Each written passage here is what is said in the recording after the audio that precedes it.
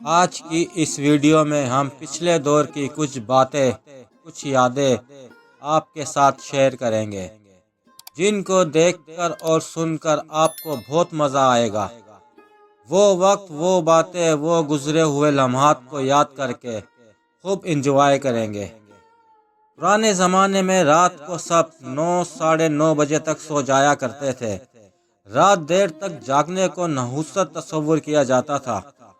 صبح اذان کی آواز کانوں میں گونجتی تھی اور اس کے بعد گھر یا ہمسائیوں کے مرغ اذان دیا کرتے تھے۔ گھر میں درخت موجود ہوتا تھا اور صبح صبح چڑیوں کی آواز کانوں کو سنائی دیتی تھی۔ گھر کے مرد نماز پڑھنے چلے جاتے تھے اور یوں دن کا آغاز بہت جلدی ہو جاتا تھا۔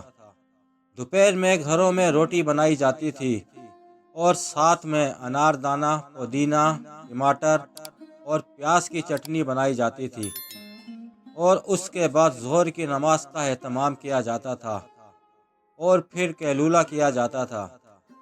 گھر میں دادا دادی کے وجود کو رحمت سمجھا جاتا تھا اور ان کا کہا ہوا حرف آخر ہوتا تھا۔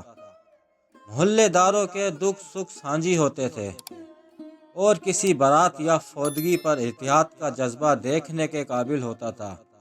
نہ کوئی غیر ہوتا تھا اور نہ ہی شادی حال میں ہوتی تھی۔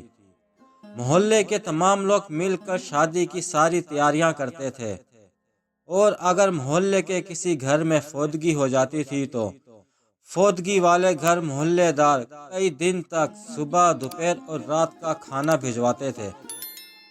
اور پھر وقت بدلا، دیواریں اونچی ہونا شروع ہوئی، درخت ختم ہوئے، پرندے اڑ گئے اور مرغ پولٹری فارم میں چلے گئے، اور دیواریں اتنی اونچی ہو گئی کہ مسجد کے لاؤڈ اسپیکر کی آواز بھی کم آنے لگی۔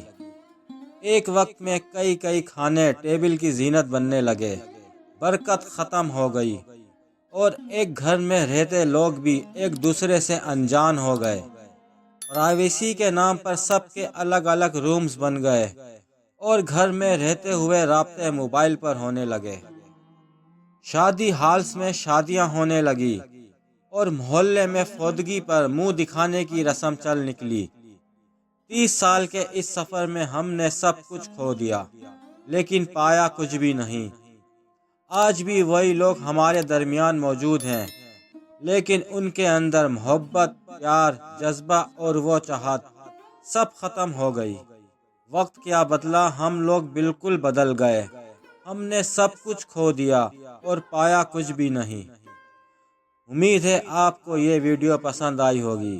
مزید ایسی ویڈیوز کے لیے ہمارے چینل کو سبسکرائب کریں۔ شکریہ۔